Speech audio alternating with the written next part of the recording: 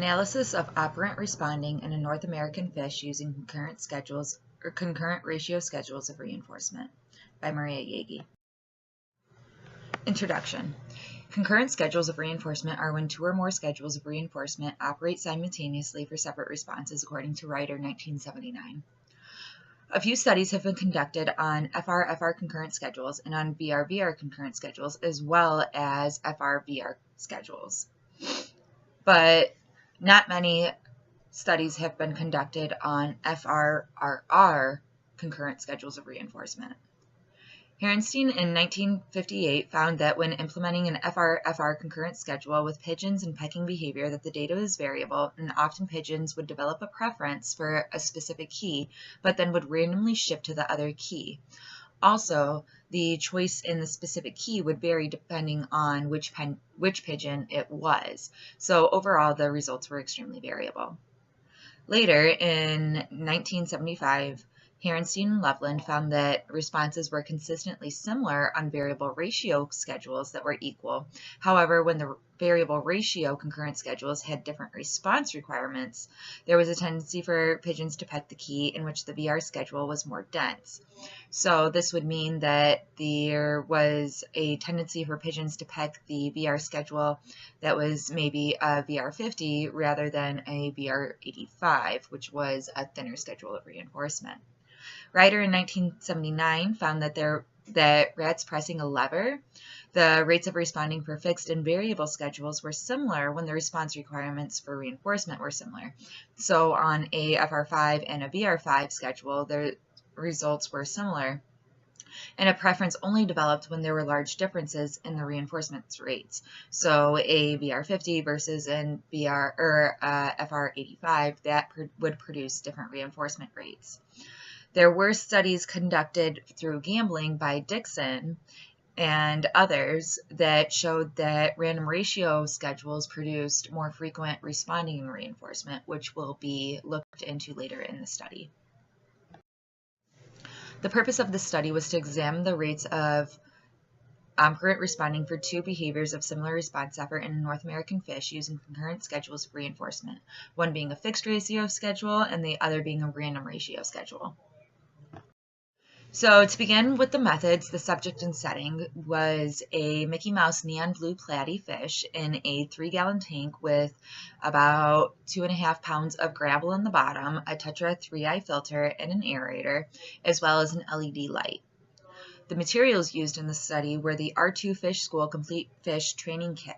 Specifically, the materials used were the black training platform, which can be seen in the image to the right, the feeding wand, which is the large green and pink tube to the right, and then 2 5-inch red poles, which are currently placed into the black training platform, a 2-inch in diameter plastic hoop, which will be referred to as the large hoop, and a 1-inch in diameter plastic hoop, which will be referred to as the small hoop.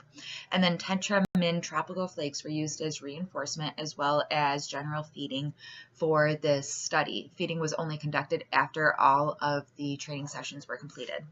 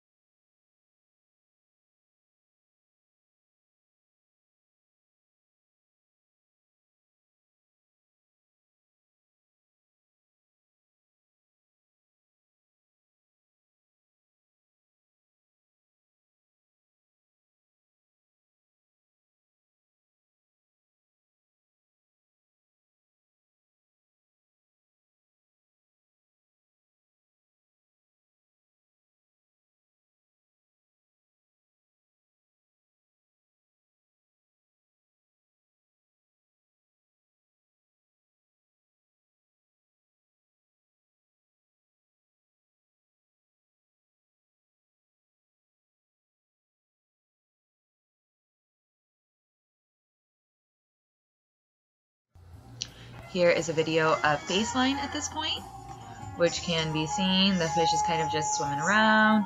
He's emitting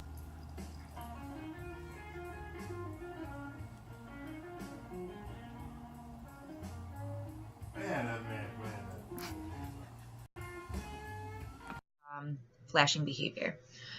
So this was followed by training phase 1 and 2, and each session consisted of 5 trials each, with 1 minute to respond and 30 seconds in between each trial. Mastery criteria was that there were 2 consecutive sessions at 80% or above. So phase 1, there was the introduction of the feeding wand, which was placed into the tank, and reinforcement was immediately delivered so that the subject could understand that food was being released from the training wand. Following that, reinforcement was delivered once the feeding wand was placed into the tank and the subject approached the feeding wand, then reinforcement was delivered. After the subject did this consistently, we moved to putting the feeding wand into the tank and moving it around the tank. If the subject followed, then reinforcement was delivered. Once the subject was able to demonstrate this behavior consistently, then we moved to the next phase of placing the wand in front of the hoop. And if the subject swam up to the feeding wand in front of the hoop, then reinforcement was delivered. And then this was eventually followed by, and then after that, the feeding wand was placed in front of the hoop and then quickly moved behind the hoop once the subject started to approach so that it would lure the fish through, or the subject through the training hoop. Once there was consistent responding for that, the feeding wand was placed only behind the hoop, and if the subject swam through the hoop, then reinforcement was delivered. This was continued until mastery criteria was reached. In phase two, we repeated the same steps for moving the wand in front of the hoop, and then in front to behind, and then finally only placing the feeding wand behind the hoop. This is a video of the training procedures that were used. Here you can see that the feeding wand was placed in the hoop, the subject approached the feeding wand, and reinforcement was delivered. The feeding wand was then removed, the fish was able to consume the reinforcement, and now the feeding wand was placed in front of the hoop, as you'll see the fish swimming around to the front of the hoop. And then reinforcement was not delivered, but the feeding wand was placed behind the hoop, and you will see the subject then swimming through the hoop with reinforcement being delivered. This is part of the shaping procedures. A couple of steps were skipped here, but you can see the general idea of responding to the feeding wand overall. Well.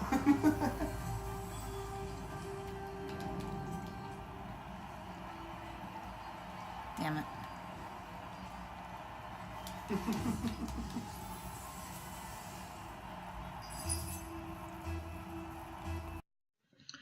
Next, we moved on to the concurrent schedules phase. So both hoops were placed into the training platform, and the outer edges of the hoops were touching.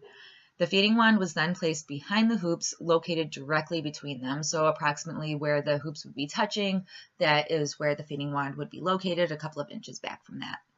The small hoop was placed on an FR2 schedule of reinforcement, and the large hoop was placed on a random ratio for schedule of reinforcement. A response must occur within 1 minute of presentation of the feeding wand, as in the other phases, or a 0 was recorded for both targets. If the subject swam through one of the hoops, then reinforcement was delivered according to the assigned schedule, and a 1 was recorded for that specific hoop, and a 0 was recorded for the other corresponding hoop. Trials were separated by 30 seconds, and there were 5 trials conducted per session.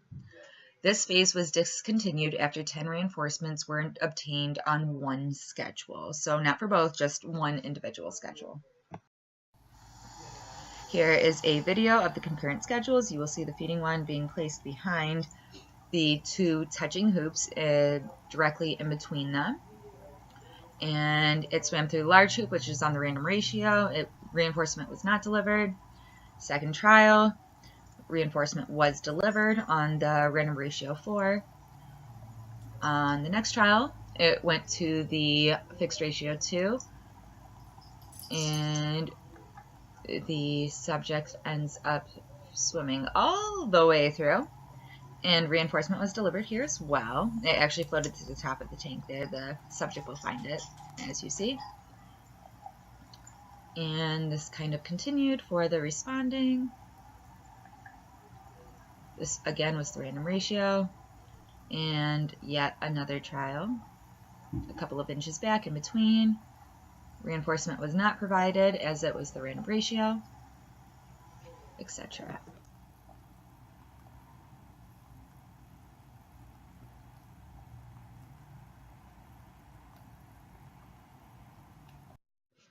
Results.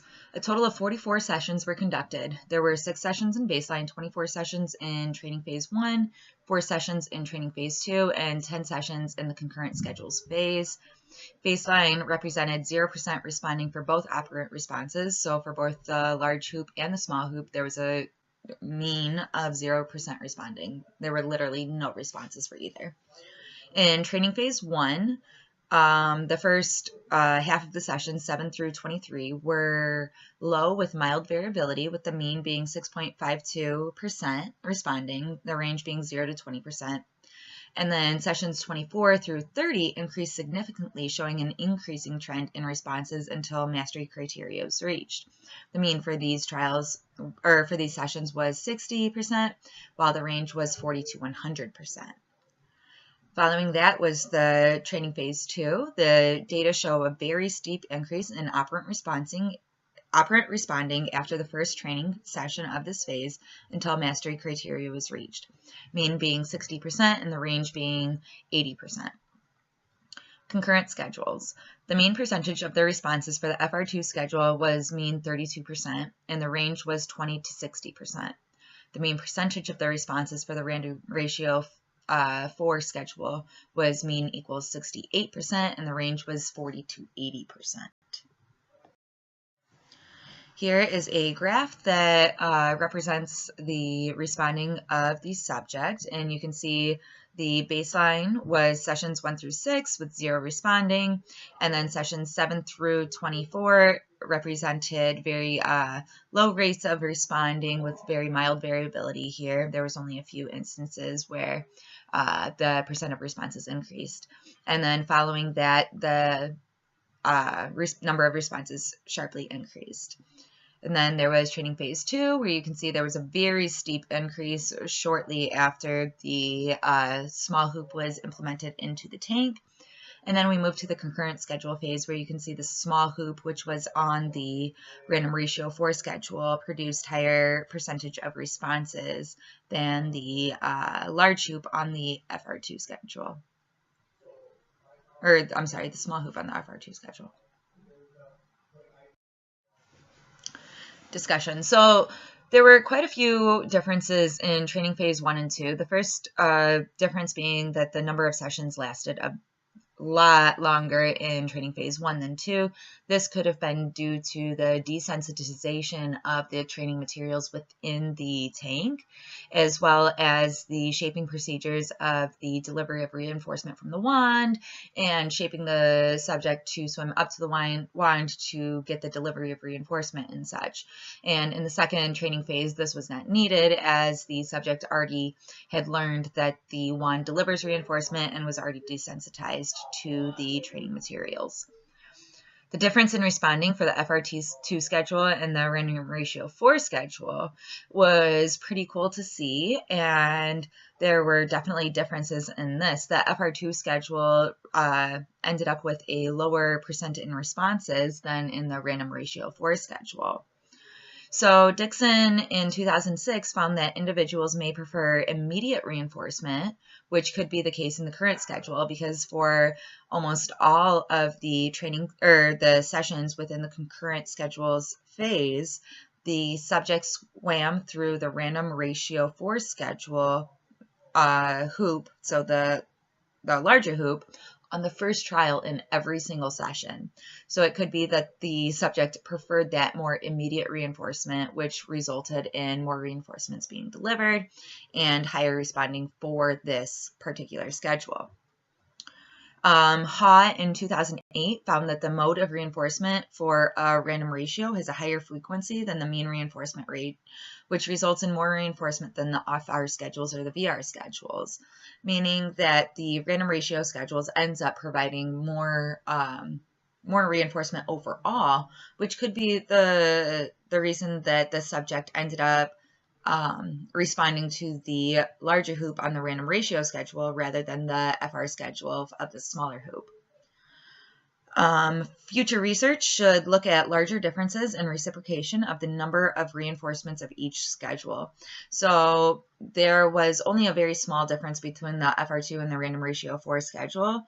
So if we looked at larger differences such as a FR2 and a random ratio 20, there might be larger differences. And then if we were to reciprocate those numbers and make it a random ratio 2 and then an FR20, we might see different responding. So that's something that the future research should be able to look into to decide on what schedules are going to be best suited for the particular clients and the behaviors being taught, especially when implementing those concurrent schedules of reinforcement. And references.